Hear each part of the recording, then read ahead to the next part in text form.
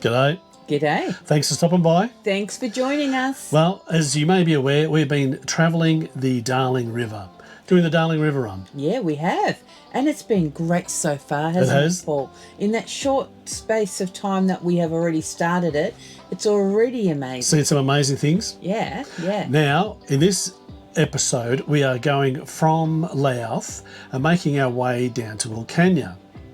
But things don't always go to plan. And as we promised in our last video, there were some unexpected occurrences. So come and join us as we show you what happens when you get hit by an unexpected storm, literally unexpected, and have to reroute this whole trip. So, and apparently it's quite common on the Darling River Run. Yeah, so we heard it's not uncommon. No, so come and join us as we make our way from Louth down to Wilcannia. So we've heard conflicting stories about the roads. We had originally heard that going down the west side was better. Then Catherine in the pub said she'd been telling everyone to go down the east side because that was better. Then we met a couple of guys that had just come up from Tilpa on the east side, and they said, don't go there. They said it was terrible. They said at least the other side you got a fair bit of bitumen, and even if it is bad, it won't be as bad for as long. Well, we're going to Trilby, which they say is bitumised all the way from Louth. Yeah. But then we'll ask the local guys there, I think, and see what they think the road might be like. But I mean, the good thing is, ask people around. You'll get different stories, but then you try and pick the one you think is going to be the most reliable. And sure enough, not only was it sealed, but it was in very good condition. We have arrived at Trilby Station. The road in was a bit rough and ready. The side tracks in there was a bit soft, but it was very dusty and soft. So you either had the really rugged centre of the road or you could drive along the side. Anyway, managed to get in here. Now the office is right up the back here. Let's go check in. Well, that was easy. We were told just to go down to the river and pick a spot. We picked Wilcannia. The campsites here at Trilby are huge. Like you could fit about half a dozen vans on this one site, but like you can't even barely see your neighbours. Like there's so much space between each site, so there's plenty of room, which is great. It's nice and level, a spot here. I managed to get the van level without putting any ramps up or anything, so that was good. You got your own rubbish bin and 10-cent bottle return bin. They got a picnic table with an open fireplace. They give you a bunch of firewood to kick you off. I think you can buy extra firewood if you need it. Then just up at the main area, near the office, there's showers and toilet block up there, and they're very nice and clean. They use rainwater in them, so they're pretty. Oh, is it rainwater or bore water? I can't remember. I know that you can get bore water up there for your van, but they do have a fair bit of rainwater around too that they use for different things. Got a beautiful swimming pool up there, and certainly in this weather you can get to take advantage of that. It's very nice. After being out and about all day and you're checking things out, go and dip in there to cool off before you come back to your van. So that's the thing with that, the powered site and this heat, it just really kills you. There's no wind. So even though you leave the windows open, you're not really getting a breeze blow through. So you run the Sirocco fans at night and try and keep it as manageable as possible. So we've got the tree of knowledge here, which tells you all of the different flood heights throughout the years here. I don't know who come down here and measured some of these higher ones, but yeah, that's apparently where it was. So the 1864 one, or actually everything above the 1976 one, is so deep. Like I can't imagine this much water around here. Like you think, if you got the, I don't know if you can see that. Yeah, here, that's a bit better. 1864 water height was up to here. And then you picture that around this area, water at that level all around here. That's just a phenomenal amount of water. They do have powered sites here. $40 a night, you get power and water hookup. You hook up to the bore water, but the problem is there's only a few of them, so they don't really let it fill up there. I think they have quite a number of sites, like they might have half a dozen or so sites, but they won't let, at this time of year, they won't let more than 4 vans on there because it just blows their fuses all the time because everyone's running their air conditioners. Today we are going on a mud map tour of Trilby Station. Apparently it's about 350,000 acres, this place, so it's a huge property. And there's a mud map tour you can do. It's a self-guided tour. They give you the map to wander around and have a drive and have a look at all of the different aspects of it. There's an old homestead, which I think is probably the highlight of the tour. You get to and you can go and have a look at it. The homestead was lived in at one stage, but then the people just up and left it with just like that. Just left it as it was. Just left, yeah. Got up and left. So anyway, be interesting to see how that goes. So let's go check out Trilby Station. Yeah.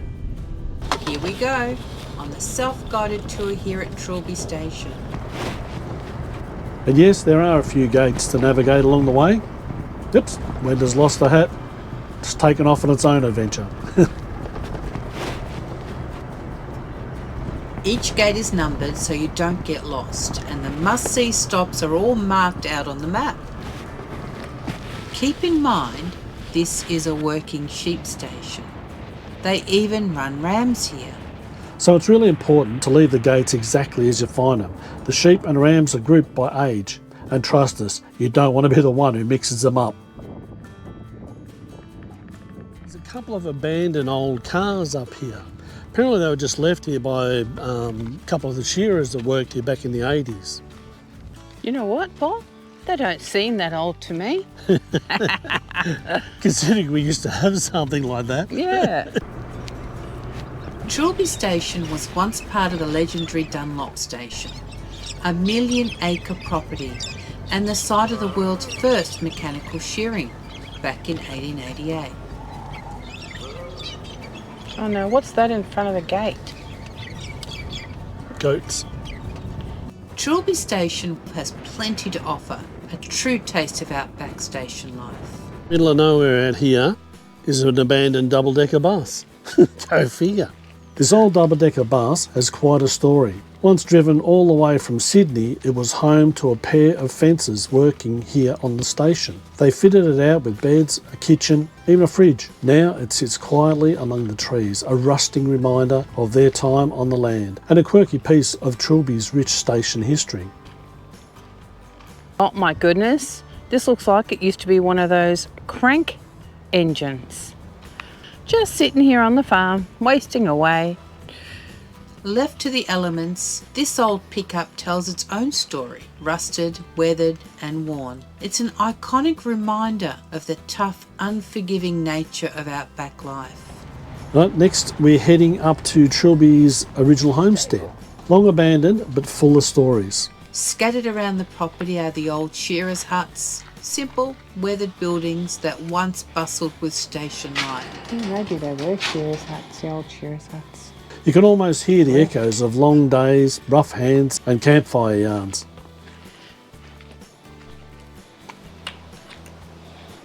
Did you knock? Knock knock.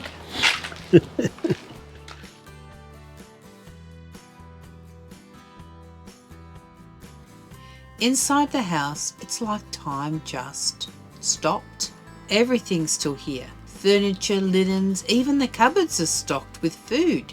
It feels like you could sweep the floor, light the stove and move right in. Beds look pretty comfy, eh? Look at that. You've got your jammies ready for you. From above, the old homestead sits quiet and alone, surrounded by the endless outback. You can feel the isolation and imagine the lives once lived here, miles from anywhere.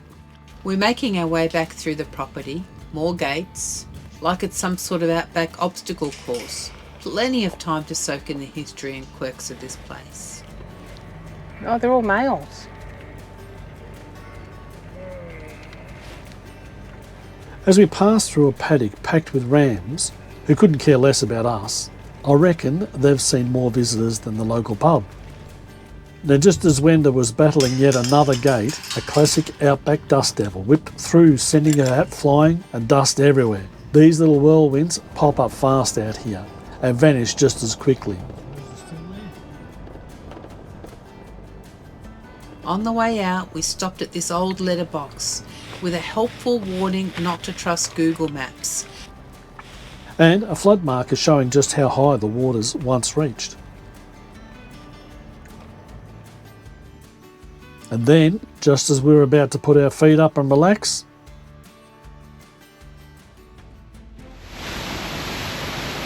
If there's a storm coming, Paul, what do you reckon? definitely. Oh my goodness. This storm seems to have come out of nowhere.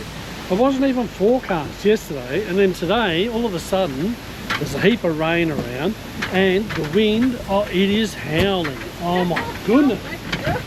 I can't believe it. Yeah, I know. Anyway, we better go pack up a bit. Oh, gee.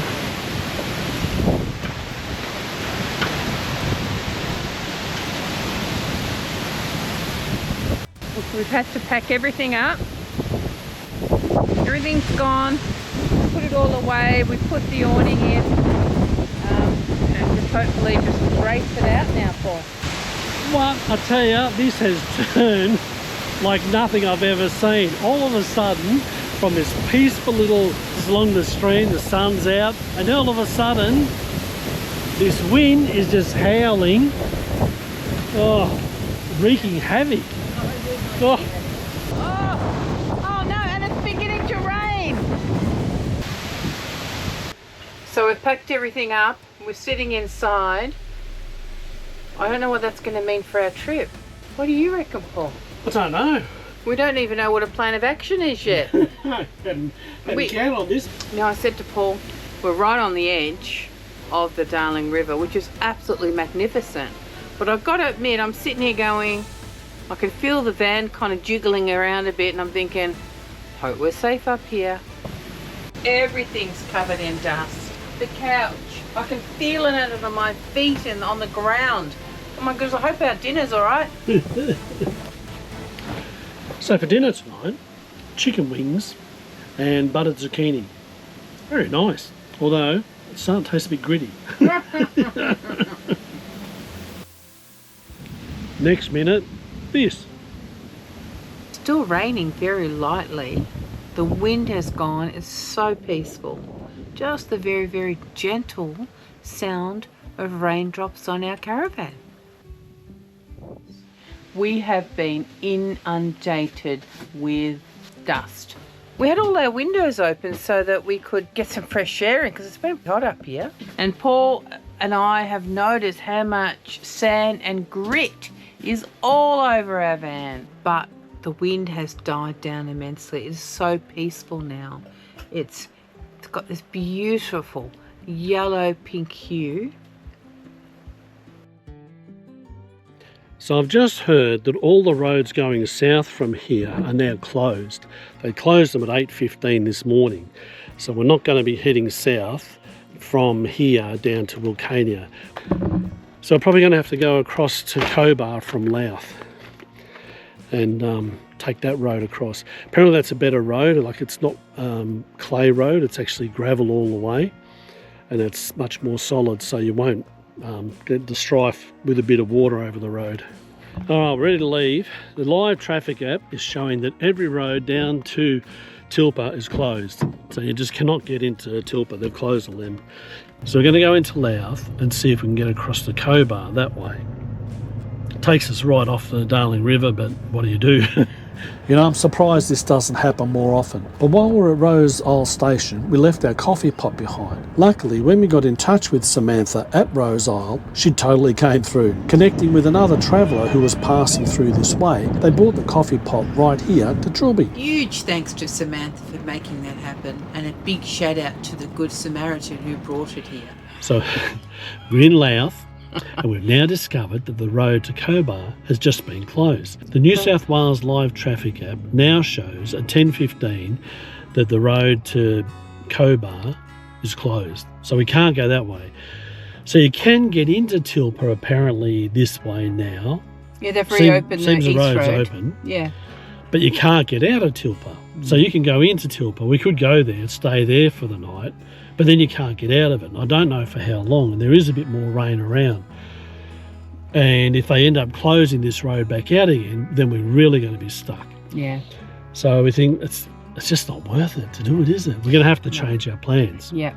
Our only other option is to go back to Bourke and go around. Gee, it's a long way, isn't it? To come down here just to go back. Yeah.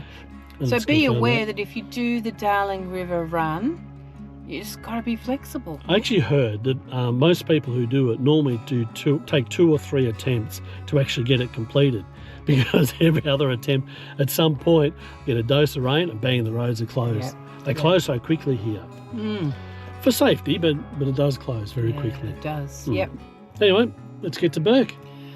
All right. At least we could have lunch there or something. That's it.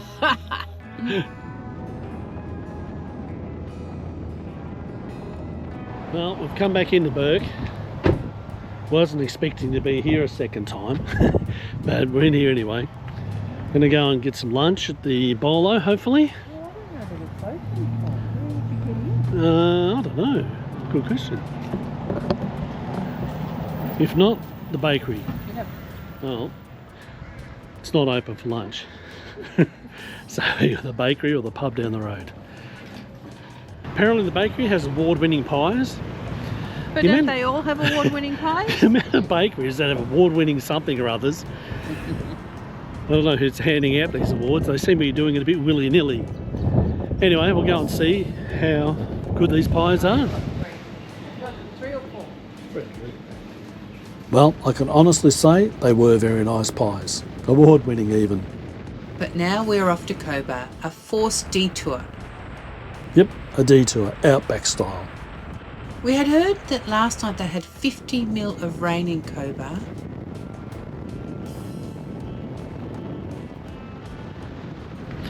Alright, so after all of our rerouting today, we've ended up at Cobar for the night. At the G'day Park just on the edge of town. Been here before a couple of years ago. Hopefully you've watched that video. If not, check it out. But it's a nice little park here. It was easy enough to stay at. And it's just out of town, walking distance into town, which is great. Tonight we are going into town for dinner after a big day of rerouting. Oh, yeah. Can't be bothered cooking. It's a bit of an effort, wasn't it, really? If you want to find out about Cobar, make sure you check out our video with Cobar in it. It really is a worthwhile place to stop and check out. Oh, so much to see around here, isn't Yeah, there? there is, yeah. Heap of stuff. Yeah. The last time we were here, the big stubby up on the Tui's new stubby up on the Grand Hotel was very faded, looked like it was a bit tired. But they've obviously done it up because it's actually looking quite good now. I remember thinking the picture I had in my mind of it was like that, but you get out here and it was this old faded can that had been in the sun a bit too long. For dinner we chose the Copper City Hotel. It's part of the motel complex and gets great reviews. So we thought we'd check it out. Well, I reckon we might have made the right choice coming here. Check out these meals. What a feast. What'd you get? Nepalese goat curry. Geez, this palmy looks pretty good, I must admit. Today, after our short stop here in Cobar, we're off to Wilcannia to resume our Darling River trip.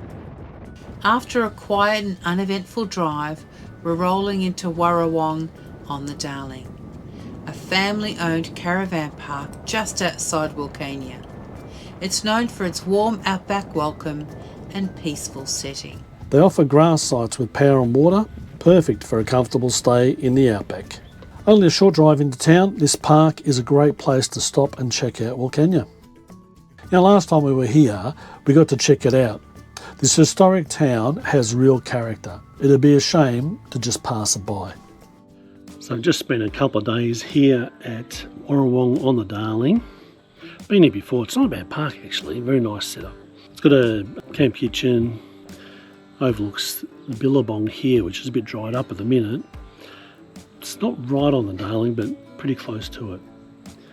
The amenities are immaculate amenities. As I said last time I was here, I couldn't believe it. Like, it's almost like a little ensuite each one. Campsites are nice and big. The one we got this time backs onto the Billabong. It's beautiful spot. There is some water in there, so that looks pretty good. The water is bore water here. Apparently you can drink it, but they say it's not potable water because it's bore water. But I tested it and it wasn't too bad actually, considering what it is. So our time here at Warrawong on the Darling is up. We're about to head off from Wilcannia today. We're heading down to a camp that's been recommended to us, the Neeliagari, which is a station stay between Menindee and Wilcannia. We didn't think we were going to be able to make it because the road's been closed for the past couple of days. But I rang them this morning, they said you got to drive it with caution, so there's probably still patches of water on the road, or maybe not even now. And they also said down there at Neeliagari that they're working on either end of the road with the graders, so for a fair part of it, hopefully, it's a half decent condition. Anyway, we're going to do that. We're going to go on to town. We've got to use the dump point there, fill up with some water, because there's water here in Wilcannia that you can use, fill up with here. Yep. And then off to the station stay. Well, we might go to the cafe first, Paul. Sounds good to me. Apparently it's a really highly rated cafe here in Wilcannia. Could do with a bit of brekkie. Yeah. Bit of a late start. It's 11 o'clock already. I know. So Wiki Camps had a water filling station here in Wilcannia, near the BP station around the back, and there's a tap over there on the other side of the station that's on potable water. So we thought, oh, maybe that's the only water here, because on Wiki Camps it actually said that. We did find a proper drinking water tap on the other side of the petrol station. So there is definitely one here. We've tested the water, it comes up as 68 average. It's a good average. The dog's feeling the heat.